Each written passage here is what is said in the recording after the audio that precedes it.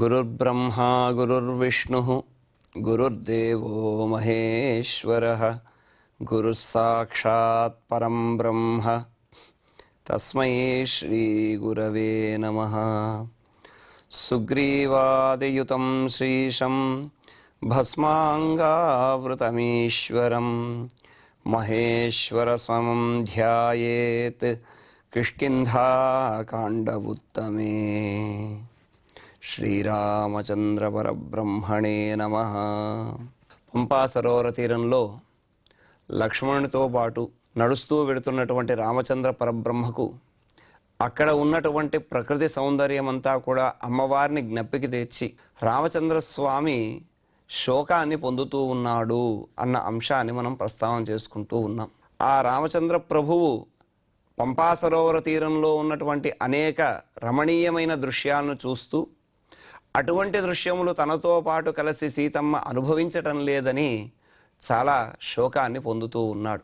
అలాంటి శ్లోకాలే మరికొన్నింటిని మనం ఈరోజు తెలుసుకుంటూ అథ శ్రీమద్ రామాయణే ఆది కావ్యే కిష్కింధాకాండే ప్రథమ సర్గః మత్త కోకిల సన్నాదైః నర్తయన్నివ పాదపాన్ శైలకందర నిష్క్రాంతః ప్రగీత ఇవచానిలహ. ఆ పంపావనాల్లో ఉన్నటువంటి పర్వత గుహల్లో నుంచి వాయువులు వస్తూ ఉన్నాయి. అవి ఏ విధంగా ఉన్నాయో ఇక్కడ చాలా వైభవంగా చెబుతూ ఉన్నారు. శైలకందర నిష్క్రాంత, పర్వత గుహల నుంచి బయటికి వస్తున్నటువంటి అనిలహ వాయువు, మత్త కోకిల సన్నాదైః, ఆ గుహల నుంచి వస్తున్నటువంటి ఆ వాయువుతో పాటుగా మత్త కోకిల, మదించినటువంటి కోకిల సన్నాదైః, పంచమస్వర వాద్యములతో కలిసి పాదపాన్నర్తయన్నివ, వృక్షములు నాట్యం చేస్తున్నటువంటి వాటి వలె ప్రగీత ఇవచ, గానం చేస్తున్నడానికి ఉపక్రమించినటువంటి వాటి వలె అక్కడ కనిపిస్తున్నాయి అని సుందరమైనటువంటి ఆ దృశ్యాన్ని వర్ణన చేస్తూ ఉన్నారు. పంపావనంలో ఉన్నటువంటి ఆ గాలికి చెట్లన్నీ కూడా ఊగుతూ ఉన్నాయి. అలా ఊగుతూ ఉన్నటువంటి ఆ చెట్ల యొక్క నాట్యము, అంటే ఆ చెట్లు ఊగుతున్నది నాట్యం చేస్తున్నటువంటి విధంగా ఉంటే, ఆ చెట్లు చేస్తున్నటువంటి నాట్యానికి పర్వత గుహల నుంచి వస్తున్నటువంటి ఆ గాలులు సంగీతాన్ని అందిస్తున్నటువంటి విధంగా ఉందట. అలా పర్వత గుహల నుండి బయటికి వస్తున్నటువంటి ఆ వాయువు నాట్యం చేస్తున్నటువంటి ఆ వృక్షాలకు నేపథ్య గాయకునిగా, అంటే వెనక ఉండి తాను పాటను పాడుతున్నటువంటి వాడిగా అక్కడ చాలా సుందరంగా వర్ణించబడింది. ఇక్కడ వాయువు నాట్యాచార్యుడై ఆ వృక్షముల్ని ఊపుతూ ఉన్నాడు, ఆ వృక్షముల చేత నాట్యం చేయిస్తూ ఉన్నాడు. ఆ గుహ నుంచి వస్తున్నటువంటి మధురమైనటువంటి గంభీర ధ్వనులు అనేటటువంటి పాటలతో మదించినటువంటి కోకిలలు తమ యొక్క పంచమ స్వరములు ఏ విధంగా ఉన్నాయి అంటే పక్క వాద్యముల్లాగా ఉన్నాయి. ఆ విధంగా అక్కడ ప్రకృతి వాయువు నాట్యాచార్యుడైతే, ఆ నాట్యాచార్యుడు నేర్పించినటువంటి నాట్యములు చేస్తున్నటువంటి వృక్షములు, ఆ వృక్షముల మీద ఉన్నటువంటి ఆ కోకిలలు తమ యొక్క స్వరముల చేత, పంచమ స్వరముల చేత ఆ వాయిద్య సహకారాన్నంతటిని కూడా అందిస్తున్నటువంటి విధంగా వృక్షములు అనేటటువంటి నర్తకులను నృత్యం చేయిస్తున్నాయి అని చెప్పి చక్కగా అక్కడ ఉన్న వైభవమైన దృశ్యాన్ని చెబుతూ ఉన్నారు. ఇందులో పంచమస్వరము అనేటటువంటిది, అంటే సప్తస్వరాల్లో 5వ స్థానం ఏదైతే ఉన్నదో అది. ఆ స్వరము నాభి, ఉరము, హృదయము, కంఠము, శిరస్సు అనేటటువంటి 5 స్థానముల నుంచి కూడా ఉద్భవించింది కనుక దానికి పంచమస్వరము అని అన్నారు. ఇది కోయిలల చేత విస్తరించబడింది కనుక పంచమము అని ఇంకొక పేరు. ఈ విధంగా ఆ పంచమస్వరములు పక్కవాద్యములుగా ఉన్నాయన్నమాట. ఇందులో వాయువు అలాగే తాను నేపథ్య గాయకుడిగా ఉన్నాడు, కోకిలలేమో వీణా మొదలైనటువంటి వాద్య విశేషములుగా ఉన్నాయి. పర్వత గుహల నుండి వస్తున్నటువంటి ఆ ధ్వని వేదములాగా వినిపిస్తోంది. అలా వేదనాదము భక్తినాదము వింటూ పరమాత్మ యొక్క గుణములను కీర్తిస్తూ తన్మయత్వం చేత నాట్యం చేస్తున్నటువంటి మహాభక్తులు ఏ విధంగా ఉంటారో ఆ విధంగా ఆ వృక్షములన్నీ కూడా అక్కడ నాట్యం చేస్తున్న విధంగా ఉన్నాయి అని చెప్పి రామచంద్ర ప్రభు ఆ యొక్క వృక్షములను చూసి లక్ష్మణస్వామితో చెబుతూ అంటూ ఉన్నారు. తేన విక్షిపితాత్యర్థం పవనేన సమంతతః అమీ సంసక్త శాఖాగ్ర ఘ్రతితా ఇవ పాదపాః.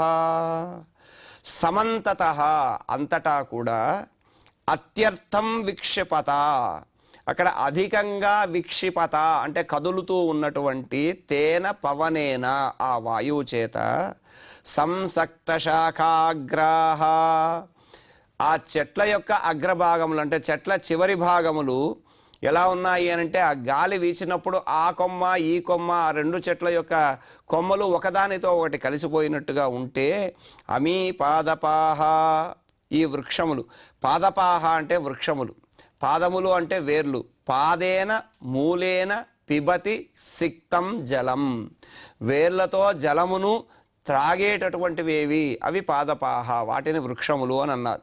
కాబట్టి అమీ పాదపాహ ఈ వృక్షములు, గ్రథిత ఇవ ఒకదానితో ఒకటి కలిసినటువంటి విధంగా ఉన్నాయి అని అంటే, అక్కడ గాలులు బలంగా వీస్తూ ఉన్నాయి.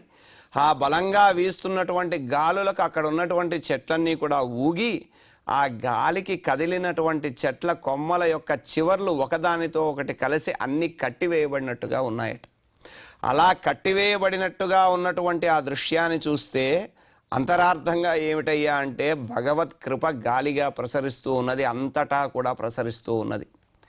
ఆ భగవత్ కృప అంతటా ప్రసరించి పరస్పరము ఒకరిపై ఒకరు ఆ ప్రేమానుభావాన్ని కలిగి, ఆ ప్రేమ భావం చేత కలసికట్టుగా పరమాత్మను కీర్తిస్తూ నృత్యం చేస్తున్నటువంటి వారి వలె కనిపిస్తోంది అని, భగవద్గుణములను కీర్తిస్తున్నటువంటి భగవద్భక్తుల యొక్క సౌందర్యము చక్కగా ఈ వృక్షములు వాయువు ద్వారా తెలియజేశారు. ఈ విధంగా భగవత్ కృప ఉన్నటువంటి చోట అంటే, ఎక్కడైతే పరమాత్మ యొక్క అనుగ్రహం ఉంటుందో, ఆ పరమాత్మ అనుగ్రహము ఉన్నటువంటి చోట బంధము అనేటటువంటిది ఉండదు, ఏ రకమైనటువంటి బంధనము అనేటటువంటిది ఉండదు. కానీ ఇక్కడ అలాంటి పరమాత్మ యొక్క అనుగ్రహాన్ని పొంది కొందరు సుఖంగా సంతోషాన్ని పొందుతూ ఉంటే, భరతుడు సీతమ్మ లాంటి వారు ఆ బంధములోనే చిక్కుకొని ఆ పరమాత్మను చేరలేకపోతున్నారు అనేటటువంటి తత్వం కూడా ఇక్కడ ప్రబోధిస్తూ ఉన్నారు. అంటే ఆ బంధము నుంచి విముక్తులై పరమాత్మను చేరవలసినటువంటి వారు పరమాత్మను చేరకుండగా, వారు పరమాత్మనే నిరంతరము కూడా తలుచుకొని ఆ పరమాత్మను ఎప్పుడు చేరుతామా నిరీక్షిస్తూ ఉన్నారు. అటువంటి వారి యొక్క తత్వం ఇక్కడ చెప్పబడింది అని చెప్పి, ఇక్కడ ఆ గాలులు ఏ విధంగా అయితే నర్తన చేయిస్తున్నాయో ఆ దృశ్యాన్ని చెబుతూ ఉన్నారు. స ఏష సుఖ సంస్పర్శః వాతి చందన శీతలః గంధమభ్యావహన్ పుణ్యం శ్రమాపనయోనోనిలః. ఆ పంపా వనముల్లో ఉన్నటువంటి గాలి ఏ విధంగా ఉంది, వాయువు యొక్క వైభవాన్ని చెబుతూ ఉన్నారు ఇక్కడ. సయేవ అనిలః ఆ వాయువే, సుఖ సంస్పర్శ సుఖమైనటువంటి స్పర్శ కలిగినటువంటిదై, చందన శీతలః గంధము వలె చల్లనిదై, పుణ్యం గంధం ఉత్తమమైనటువంటి సువాసనను వెదజల్లుతున్నదై, అభ్యవహన్ ఆ ఉత్తమమైనటువంటి సువాసనను మోసుకుంటూ, శ్రమాపనయన బడలికను తొలగింపజేస్తూ, వాతి వీస్తున్నది. అంటే అక్కడ ఉన్నటువంటి ఆ పంపా వనముల్లో ఉన్నటువంటి గాలి వాయువు ఏ విధంగా సంచరిస్తోందో తెలియజేస్తూ ఉంటున్నారు. లక్ష్మణ ఆ గాలిని చూడు, ఆ చల్లని గాలి మలయ పర్వతాలలో ఉన్నటువంటి చందన వృక్షముల యొక్క సుగంధాన్నంతటినీ కూడా మోసుకొని తాను అంతటా కూడా దాన్ని వ్యాపింపజేస్తూ ఉన్నది. అలా చల్లటి ఆ గాలి స్పర్శ చాలా సుఖంగా ఉంది, చాలా చల్లగా ఉంది.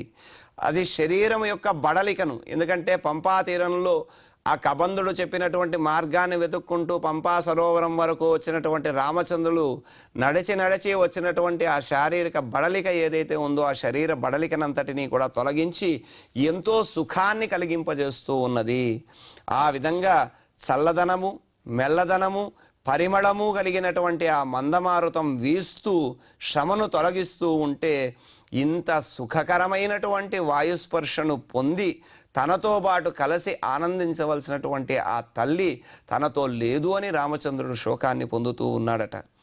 ఇక్కడ వాయువు పరమాత్మ నుంచి ఉద్భవించినటువంటిది, పంచభూతములు కూడా పరమాత్మ నుంచి ఉద్భవించాయి. అక్కడ ప్రాణాద్వాయురజాయత, భగవంతుని యొక్క ప్రాణముల నుంచి వాయువు అనేటటువంటిది ఉద్భవించినది. ఇక్కడ ఉన్నటువంటి అంతరార్థం ఏమిటయ్యా అని అంతరార్థాన్ని గమనిస్తే, వాయు రూపంగా తాను జీవులంతటికీ కూడా ప్రాణాన్ని ఇచ్చేటటువంటి పరమాత్మ. ఆ పరమాత్మ చల్లని వాడై సుఖాన్ని కలిగింపజేస్తూ ఉన్నాడు. అలాగే మెల్లని వాడై ఓదార్చుతూ ఉన్నాడు. తాను పరిమళిస్తూ ఆ పరిమళాన్ని అంటే భక్తి అనేటటువంటి పరిమళాన్ని తానే కలిగింపజేస్తూ ఉన్నాడు. అలా జీవులకు ఆనందాన్ని కలిగించేటటువంటి వాయురూప ప్రాణాధారమైనటువంటి పరమాత్మను ఇక్కడ స్పష్టంగా తెలియజేస్తూ ఉన్నారు. ఈ విధంగా ఆ పంపా వనముల్లో ఉన్నటువంటి వాయువు చల్లదనాన్ని, అదేవిధంగా సుఖమైనటువంటి స్పర్శను, శారీరక శ్రమను ఇవన్నీ కూడా తొలగింపజేస్తోంది అని అన్నారు. అమీ పవన విక్షిప్తాః వినదంతీవ పాదపాః షట్పదైరనుకూజంతః వనేషు మధుగంధిషు.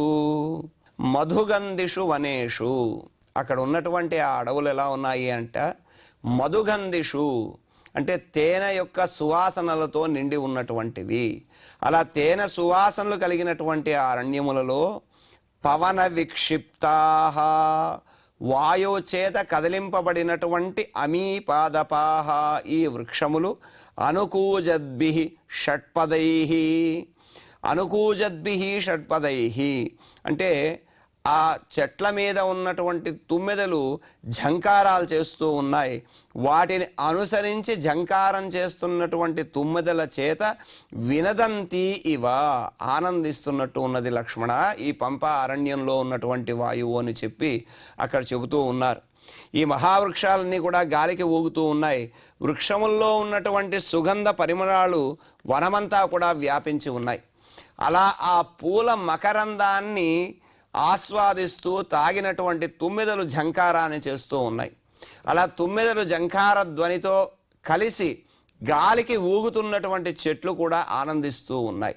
ఈ విధంగా అక్కడ పంపావనంలో తాను దర్శిస్తున్నటువంటి ఆ వసంత శోభ, తాను పొందుతున్నటువంటి ఆనందాన్ని తనతో కలిసి సీతమ్మ దర్శించలేకపోతున్నది, పొందలేకపోతున్నది అని రామచంద్రుడు శోకాన్ని పొందుతున్నాడట. అంటే అక్కడ అంతటి దివ్యమైనటువంటి వాతావరణం. శ్రీరామచంద్రుడు ఆ గాలిని, ఆ యొక్క సుగంధమైనటువంటి వాతావరణాన్ని చూసి శోకాన్ని పొందుతూ ఉన్నాడు. శ్రీరామచంద్రుడు పరమసాత్వికుడు, శుద్ధ సత్వస్వరూపుడు. అలాంటి రాముని శోకం అది తాను పొందుతున్నటువంటి శోకం కాదు. మరి ఏమిటయ్యా అంటే తనతో కలిసి సుందరమైన రమణీయమైన దృశ్యాలను చూసి ఆనందించవలసినటువంటి సీతమ్మ ఆ దృశ్యములను అనుభవించడానికి లేకుండగా దుఃఖాన్ని పొందుతున్నది అని సీతమ్మకు కలిగిన దుఃఖాన్ని తలుచుకొని రామచంద్రుడు దుఃఖాన్ని పొందుతూ ఉన్నాడు. అలా సీతారాముల యొక్క అన్యోన్యత, పరమాత్మ యొక్క కారుణ్య రూపము, ఈ రెండూ కూడా ఈ సన్నివేశంలో చాలా అద్భుతంగా చెప్పబడ్డాయి. గిరిప్రస్థేషు రమ్యేషు పుష్పవద్భిర్మనోరమైః సంసక్త శిఖరాః శైలాః విరాజంతే మహాద్రుమైః. రమ్యేషు గిరిప్రస్థేషు, సుందరమైనటువంటి ఆ పర్వత చర్యలయందు, పర్వతాలన్నీ కూడా చక్కగా ఎత్తుగా ఉన్నటువంటి ఆ వృక్షములతో కూడి ఉన్నటువంటి ఆ పర్వతముల యొక్క చర్యల్లో పుష్పవద్భిః మనోరమైః మహాద్రుమైః, పుష్పములతో కూడినటువంటి మనోహరమైనటువంటి మహావృక్షాలు ఉన్నాయి. అవి ఎలా ఉన్నాయ్యా? సంసక్త శిఖరాః శైలాః, అవి శిఖరములు కూడినటువంటి, అంటే ఆ సంసక్త శిఖరాః కూడిన శిఖరములు కలిగినటువంటి పర్వతములు విరాజంతే ప్రకాశిస్తూ ఉన్నాయి అని అన్నారు. అంటే ఇక్కడ సుందరమైనటువంటి ఆ పంపా అరణ్యముల్లో ఉండేటటువంటి కొండచర్యల యందు చాలా ఉన్నతమైనటువంటి వృక్షాలు ఉన్నాయి, గొప్ప వృక్షాలు ఉన్నాయి. ఆ వృక్షములన్నీ కూడా సువాసన వెదజల్లే పుష్పాలతో నిండి ఉన్నాయి. ఉన్నతమైనటువంటి ఆ పర్వత శిఖరాలను తాకుతున్నటువంటి విధంగా ఉన్నతంగా ఉన్నటువంటి ఆ మహావృక్షాలను చూస్తే మహోన్నతమైనటువంటి పర్వతాలు, వృక్షాలు ఇవి కలిసి ఉండడం చేత పంపావనంలో ఉన్నటువంటి పర్వతాలు ఏ విధంగా ఉన్నాయి అంటే ఈ పుష్పములన్నీ కూడా ఆ పర్వతాలను కప్పేసి పుష్పరాశులుగా ఉన్నాయి, పుష్పరాశులుగా తయారు చేసినటువంటి విధంగా అవి మనోహరంగా దర్శనాన్నిస్తూ ఉన్నాయట. అలాగే పుష్ప సంఛన్న శిఖరాః మారుతోక్షేపచంచలాః అమీ మధుకరోత్తంసాః ప్రగీతా ఇవ పాదపాః. పుష్ప సంచన్న శిఖరాః, పుష్పముల చేత కప్పబడినటువంటి పర్వతములు కలిగినటువంటిది.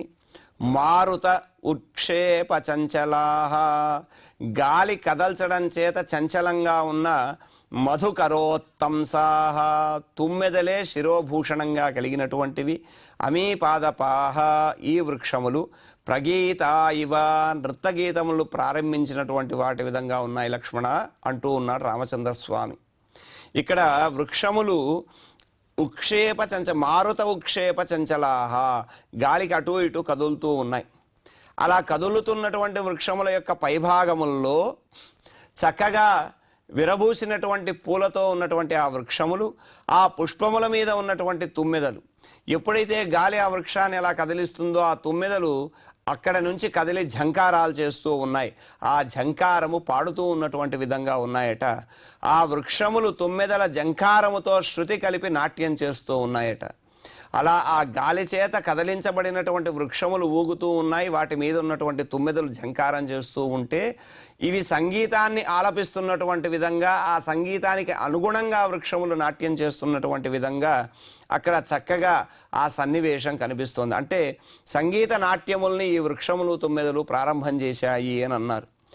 ఇక్కడ అంతరార్థంగా చూస్తే వేదములు శాస్త్రములు అధ్యయనం చేసి పరమాత్మ యొక్క అనుగ్రహాన్ని పొంది ఆనందంతో ఉత్సాహంతో నృత్యం చేస్తూ ఇక్కడ గాలికి కదులుతున్నటువంటి వృక్షముల వలె నృత్యం చేస్తున్నటువంటి భక్తులు దర్శనమిస్తూ ఉంటారు. అలాగే పరమాత్మ సామగాన ప్రియుడు.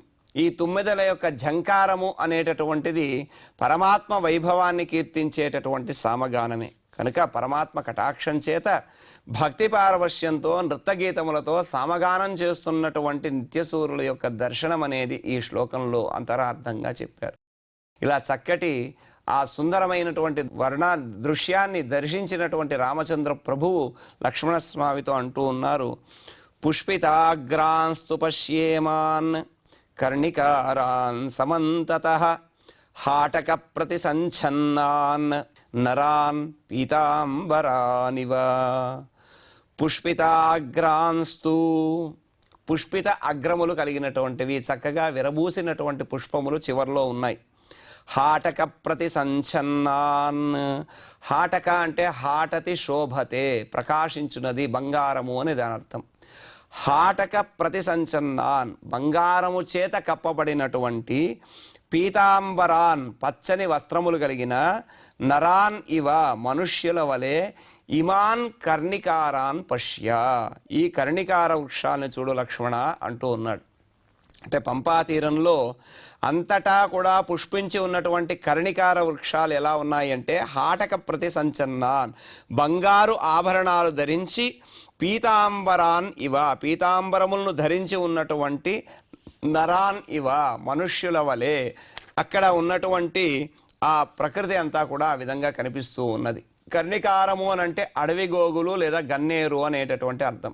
కానీ ఇక్కడ పచ్చని పుష్పములు అన్నారు కాబట్టి ఆ అడవి గోగులు ఏవైతే ఉన్నాయో ఆ పుష్పములతో నిండినటువంటి కొమ్మల చివరి భాగంలో తుమ్మెదల గుంపులు చేరి నల్లగా ఉంది ఆ ప్రాంతం అంతా కూడా. అలా ఆ వృక్షాన్ని చూసినప్పుడు పువ్వులతో అలంకరించుకొని నల్లని తలపాగా ధరించి పాడుతూ నృత్యం చేస్తున్నటువంటి భక్తుని వలె కనిపిస్తూ ఉందట. ఈ విధంగా కర్ణికార వృక్షాల యొక్క పచ్చని పూలగుత్తలు, అలాగే బంగారు నగలు పెట్టుకొని పచ్చని బట్టలు కట్టుకొని నృత్యం చేస్తున్నటువంటి గాయకులు, వీరందరూ కూడా ఈ సన్నివేశంలో మనకు కనిపిస్తూ ఉన్నారు. అంటే అక్కడ ఉన్నటువంటి వృక్షములు, అదేవిధంగా అక్కడ ఉన్నటువంటి గాలి, అక్కడ ఉన్నటువంటి తుమ్మెదల యొక్క ఝంకారము, వీటినన్నింటినీ కూడా ఈ శ్లోకాల్లో చక్కగా వర్ణిస్తూ ఉన్నారు. అయం వసంత సౌమిత్రే నానా విహగనాదితః సీతయా విప్రహీణస్య శోక సందీపనో మమ. శ్రీరామచంద్రుని యొక్క శోకాన్ని ఇనుమడింపజేస్తున్నటువంటి శ్లోకాన్ని చెబుతూ ఉన్నారు. సౌమిత్రే లక్ష్మణ, నానా విహగనాదిత, అనేక విధములైనటువంటి పక్షులు నాదిత కిలకిల రావములు చేస్తూ ఉన్నాయి.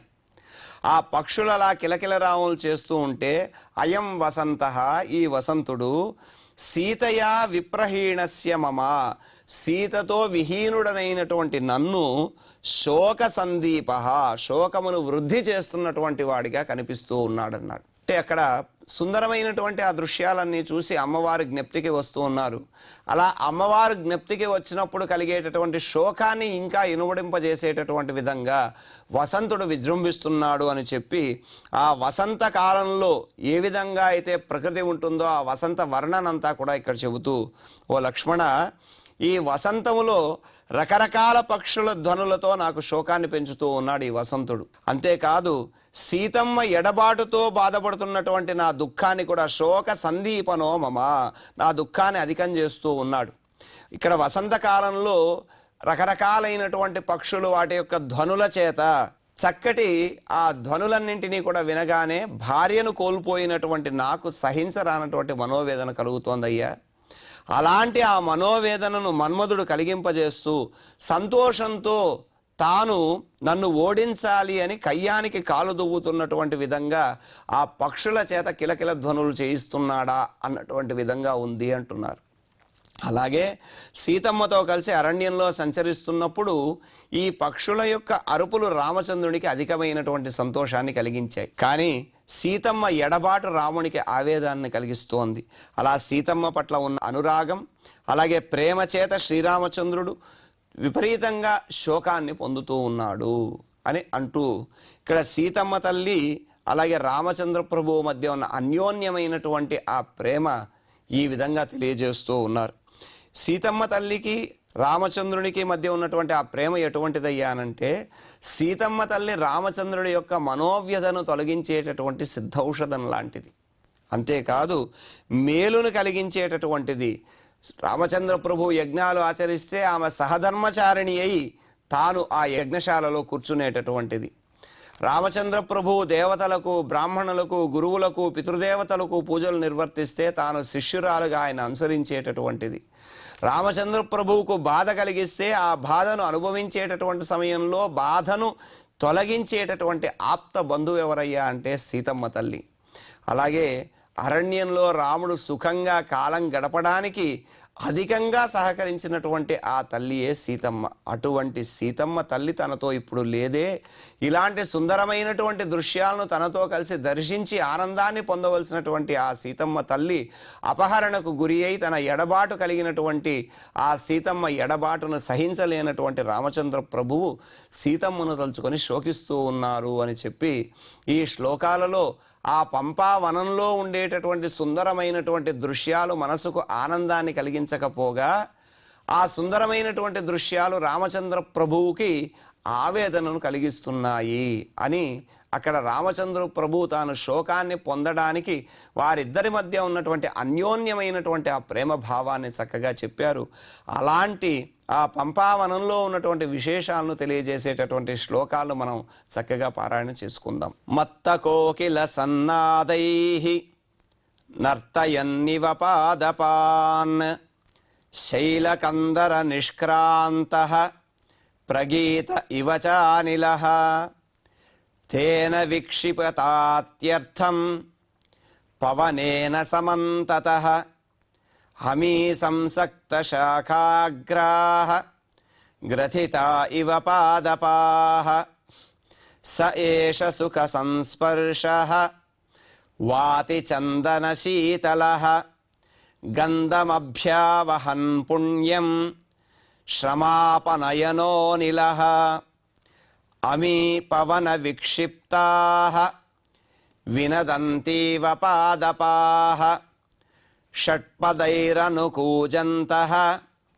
వనేషు మధుగంధిషు గిరిప్రస్థేషు రమ్యేషు పుష్పవద్భిర్మనోరమైః సంసక్తశిఖరాः శైలాः విరాజంతే మహాద్రుమైః పుష్పసంఛన్నశిఖరాः మారుతోక్షేపచంచలాः అమీ మధుకరోత్తంసాః ప్రగీత ఇవ పాదపాః పుష్పితాగ్రాంస్తు పశ్యేమాన్ కర్ణికారాన్ సమంతతః హాటక ప్రతిసంఛన్నాన్ నరాన్ పీతాంబరానివ అయం వసంతః సౌమిత్రే నానావిహగనాదితః సీతయా విప్రహీణస్య శోకసందీపనో మమ ఇతి శ్రీమద్ రామాయణే ఆదికావ్యే కిష్కింధాకాండే ప్రథమ సర్గే 8 శ్లోకాః. ఈ విధంగా పంపావనంలో ఉన్నటువంటి సుందర దృశ్యాలను తెలియజేసేటటువంటి శ్లోకాలను చక్కగా పారాయణ చేసుకున్నాం. ఇప్పుడు క్షమాప్రార్థనాదులతో మంగళాంతంగా ఈ కార్యక్రమాన్ని పరిపూర్ణం చేసుకుందాం. యదక్షర పదభ్రష్టం మాత్రాహీనం చ యద్భవేత్ తత్సర్వం క్షమ్యతాం దేవ నారాయణ నమోస్తుతే. కాయేన వాచా మనసేంద్రియైర్వా బుద్ధ్యాత్మనా వా ప్రకృతే స్వభావాత్ కరోమి యద్యత్ సకలం పరస్మై నారాయణాయేతి సమర్పయామి. శ్రియకాంతాయ కళ్యాణ నిధయే నిధయేర్తినాం శ్రీవేంకట నివాసాయ శ్రీనివాసాయ మంగళం.